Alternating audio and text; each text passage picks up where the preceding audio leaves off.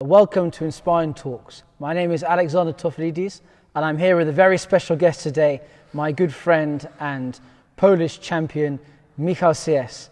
Michal, welcome. How are you doing? Hello, thank you. I'm very well. And you? I'm good. We're here in Frascati. We just finished a tough training session and we're looking forward to the competitions ahead. So we're looking forward to hearing your story. So my first question is, how did you start fencing, Michal? My father was a fencer. He was on Olympics in Seoul in 1988 and in Barcelona 1992. He had also bronze medal from team competition from Barcelona. And also 5 minutes from my house, I had a school with fencing, so I just went there and that's how it began. So fencing was in the blood? Yes, definitely. Definitely. So your father's name is Cesary? Cesary. Great exactly. name, like after the Roman general Julius Caesar. Yes, exactly. Is that a common name in Poland? No. Not that much, but like normal name. It's not like And some Michal. special. And what's Michal? What you named after Michal? Who are you It's named popular after? name, and in fact, my sister decided to give me the name Michal. Oh, amazing, amazing. Yeah. So did you start fencing from a young age in the house when you were younger? What's your first memory of fencing? Did your father make you do footwork? When you were in nappies, or when did it begin? No, I remember that when I was young, like 7 years old or before, I was watching some women competition because in these times we have very good and strong women team from my city, Gdańsk, and that's what I remember. But I didn't do nothing in the house before the school. Okay. And did your father ever coach you? Or? No, never. No. So that's really interesting. So it was good to always have his support kind of at home, but you said you were 5 minutes away from the Gdańsk fencing club, which is actually very famous, and I think they actually do, you can do a diploma in fencing from the Gdańsk School of Fencing. It's a very... I mean, it's the primary school and that's all, but yeah, that's it. Yeah. But we can continue after it in this building. Nice, that's good. And so did your father ever coach you on the side of the piste, or...? Sometimes he was supporting me, and of course he wanted to tell me some advices, but in general I didn't like it. Yeah. For me he was too emotional, then I was too emotional, and everything was like, I didn't like it. Nice. Have you ever seen any footage of his fights, or? Yes, I did, from a bronze medal match from Barcelona. This one I remember against Hungary. So I guess that's an amazing, inspiration for you to fence, to know that kind of, your father's done that and something for you to look up to. Yes, of course, I can look up to, and also I want to, like, in minimum, do what he did, or even more. More. Okay, so coming to that, we're now coming up to the competitions. We're coming very soon. There's competition in Qatar and the Olympic qualification. How was this period been for you, this 1 year in between the last competition and now, and how have you dealt with that, and how your training is going? Strange. The first time, like 3-4 months, for sure, were strange. Yeah. Like I didn't train too much. In Gdańsk, we trained just a few times. Then we had some camp in June or something. In June. Then break from the like normally in the end of the season, and then we came back to train also in Poland in September or August, and after 2 months I decided to came to Frascati. Frascati, yeah, and it's amazing now. Training good. You've been here. How many months now? You've been here? It's about 3 months. And your Italian is good now. You're practicing your Italian. Yes, I can speak Italian. Can you say something for us in Italian, just for the camera? Buongiorno. Sono Michele, sono polacco. Oh, very good. Very good. See. His name is Michal, and he's Polish. Michele, yes, Michele. Yeah, very good. So yeah, now we have the competitions coming now. Are you excited to finally get back on the piste? Yes, I am very excited. I am very excited. I feel that this competition is going to be a little bit strange because for sure there will be different kind of emotions because after this break, I mean, nobody knows how it is after this break. So, but I'm excited about this and I want to make some good results. And thinking back, maybe to give you some motivation, the competition coming up, I want to look back at what you feel is your best achievement in fencing so far in your career.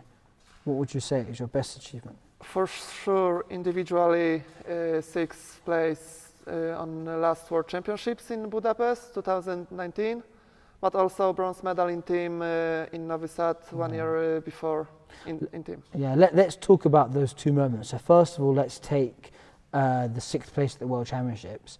You beat some top fencers. Tell us a bit about how were you feeling before the competition and during the competition? Before the competition, I did everything as usual. I didn't make any special preparation, and just training, good diet, sleeping, everything what is important. And that's just normally. I just was able to win a few matches. Did you feel the result was coming? I mean, did you? It's interesting. Or did you come as a surprise to you? I don't think about this before competition. I just want to make my best, to give 100%, and believe that I can beat everybody. But I'm not thinking that maybe I will do 8, maybe 16, maybe top 4. I don't know. I don't think about this. So I think particularly one really interesting match that I remember watching was your match with Alexander Masyalos. So of course was World Championship medalist, 2 times Olympic medalist. And you fenced really well in that match. Talk us a bit about that preparation before that match. How were you thinking? Did you have a game plan? Because from the outside, it looked like you had a game plan and you really stuck to it. I had a game plan because we fenced about 2 months before in St. Petersburg, and I lost 15-12. And after this, I knew what I should, in which parts I should be better, and what to do. Yeah, and talk about that feeling. It's interesting because I'm sure you went into that match, with a game plan, and then for it to come off. When you come off that piece, what's that? It must feel quite satisfying. How did that kind of feel? You've gone in with a plan and it's paid off, and you've won. Yes, but honestly, when I won. Of course, it was like 1 or 2 minutes of happiness, but then I was thinking about the next match. I didn't think wow, what I've just done. Yeah. No, just focus on the next. That's really good, and that's important because in the competition you have to. I just didn't want to let my emotions take a hold of you. Yes. And because in fencing you have the next match straight away. You have to come back and focus on the present. Yeah, and I guess. Finishing 6th, I'm sure you wanted to go further, and unfortunately that was a close match that you lost the next one. But I guess it also gives you some motivation to go even further. Yes. It's. I was satisfied. Yeah. The day after weeks, months, I was like, I was so close to take a medal, but in general it motivates me. Yeah, and. So then it's interesting because what I really like you said there is I asked you what's your best achievement, and you said equally an individual moment and a team moment. So let's talk a bit about that team moment. So your team got a bronze medal in the European Championships, I believe, in Novi Sad, Serbia. Mm-hmm. So talk a bit about that, and what's the difference in feeling, from being successful individual and being as part of a team. For me, emotions during team competitions are better because we are together with the team, with 3 other athletes, with coach, with supporters. I think in general for supporters, team competitions are better to watch because the match is about 1 hour of match. Yeah. And there are a lot of changes, like ups and downs, and I think it's good. But also we had I think, strange, but also great match against Germany in table of 8 to make semi-final. We won 45-44, and the match was really like up and down. Germany was leading, then we were leading, then Germany again were leading. Yeah, it was funny. I think that's what's interesting about our sport, you know. I think in fencing, because the points happen so quickly, it can be, and that's why you say team event. It's longer, but say in an individual match, you know, that points can happen so quickly that before you know it, the match can be over, or even this in the team event, those legs. Whereas like tennis, for example, they have a best of 5 sets. They can lose focus for a whole set, which can be like 30 minutes if it's, you know, yes. and they can come back. But for us, if even if a team, if they lose their focus for 30 minutes, it's finished. It's game over. So, but you're right. There's amazing team event how sometimes it's. That's why in fencing probably there are more surprises. Surprises, because it's. You know, in 10 minutes you can win with somebody the best in the world, or being better you can lose with somebody theoretically worse. That was great. That's a bronze. And who did you fence in the bronze medal match? France. France. Yeah, that's an amazing achievement to be. Yeah, we are leading all the match, but it was close. But we were leading all the match. Yeah. It was a good match. So I really like that, and I like that you really value the team as high as the individual. And I want to talk a bit now about, so kind of outside the piste, how has kind of fencing helped you, your life outside, whether that be in school, whether that be in your friendships, and how has it helped you? For sure, it gave me the organization of life, that I know that at this time I have training, there's school, I have to learn something to school, or, you know, I was just organized. I didn't waste time in general, and I think now I'm very organized. It also shows that you have to respect everybody, because as I said, somebody can be theoretically worse, but he can win with you, so you have to respect and always be ready for everything. Yes, that's it. That's good. And what about stress? Do you feel it's helped you with stress? For example, you know, when you had exams I always ask, you know, the people here, you know, when you had exams at school or, you know, university, did you feel stress compared to your colleagues? No, for sure I have, compared to my colleagues, I don't feel the stress. I mean, maybe a little, but still it's nothing special, but a lot of friends. Yeah, especially when you I think it's interesting because when you compare it to sometimes the pressure that you get on the piste, you know, sometimes in for example, like in an individual you've got that pressure yourself, but you know, it's just sometimes in a team event, you know, you're with the whole team, so that feeling, you know, 44 in a hall with people watching. Yeah, and then when you go to the exam hall, it's probably a bit easier to deal with that stress. Yeah, but I mean, in general, I like when I have some stress because it motivates me. With stress, I'm better. I'm not getting worse, so the stress is good for me. But something like exams, they are fine for me. Yeah. And so you didn't say it, but also you are studying you just finished a degree at university. Yes, University of Gdańsk, finance and accountancy. Amazing. So how was that balancing your fencing and your studies? Don't say easy. Don't say easy. No, you can't say that. You have to give a. How did you? No, because you're being modest. I'm organized. You're being modest. There was lots of late nights, I'm sure, and lots of. Come on, you know, there's times when you come back from the competition and it's late at night on the bus. You're doing work on the plane. You know. I remember that once before probably the hardest exam during all 5 years of study.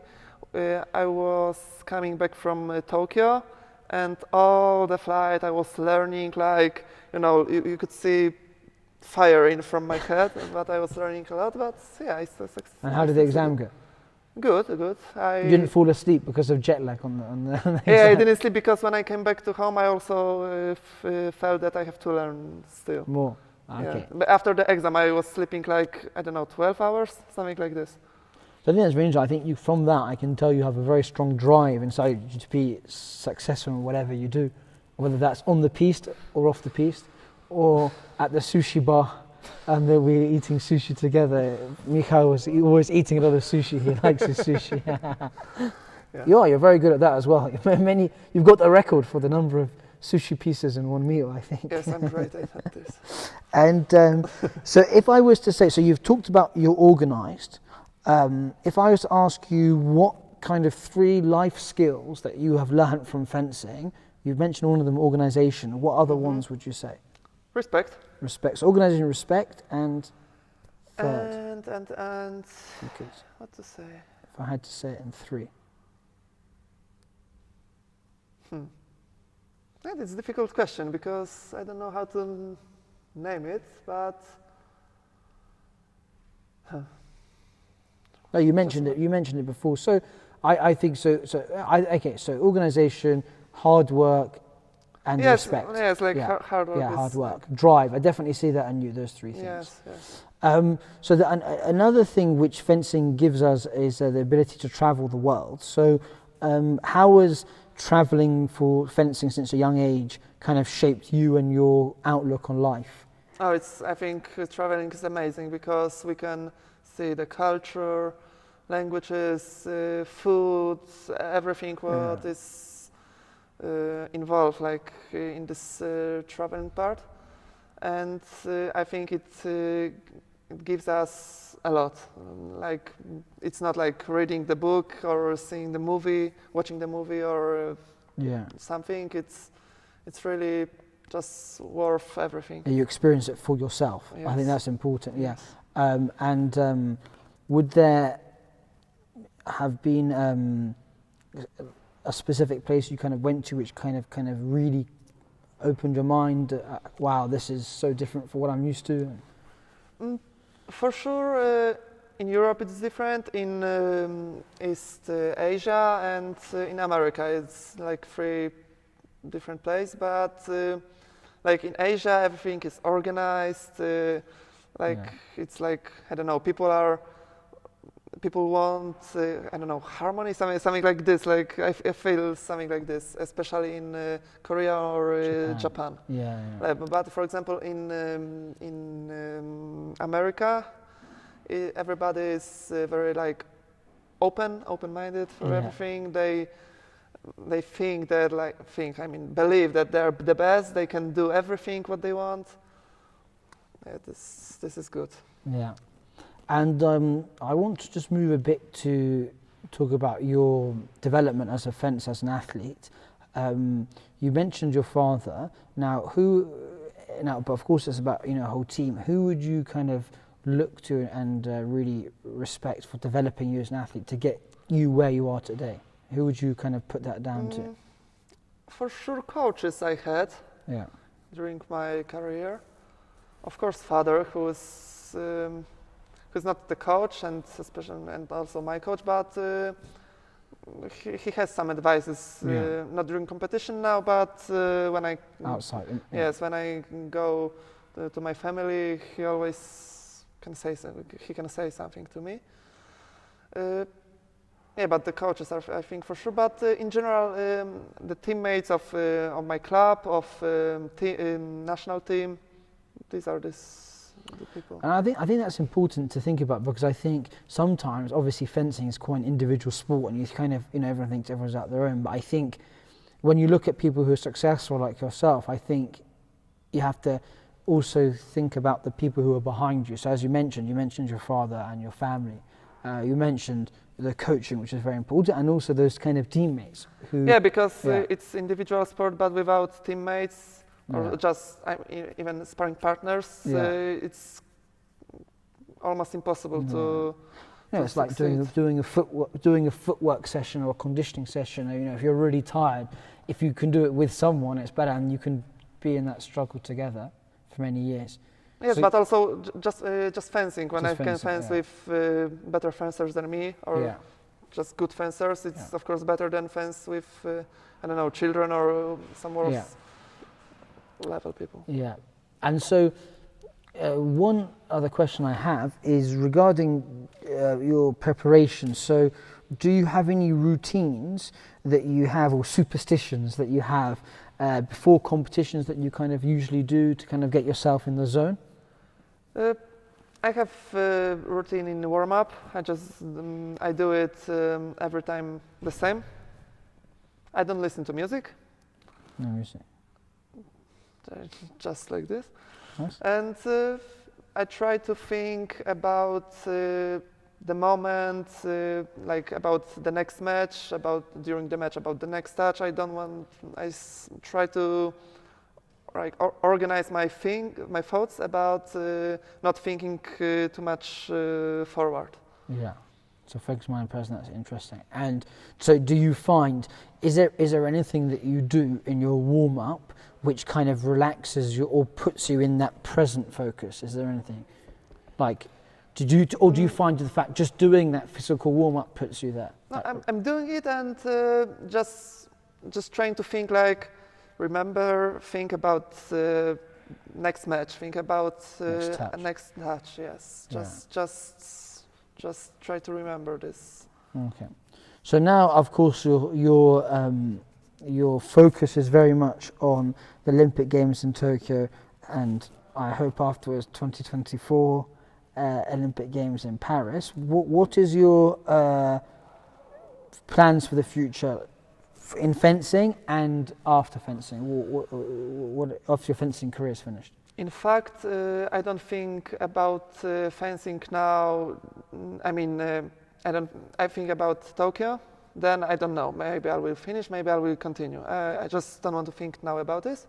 But for sure, after my career, I will work in my father's company. And now I work a little, but not that much as I could because of fencing, of course. Yeah. Printing. Yes, printing company. Yeah. So it's interesting that you are following your father's footsteps. You are doing the fencing, and but you hope to go one. I wish you the best of luck to go one stage further. He has a bronze medal, so you need a different colour than bronze. Thank you. Hopefully. That's very good. And my last question is, if Michal Siess is now 26 years old, yes? Now, what would Michal Siess of 2021 say to Michal Siess aged 10 years old, let's say? If you could start, what advice would he give from what he's learnt now, would he tell your younger self? Always believe in yourself, never give up, have a dream, try to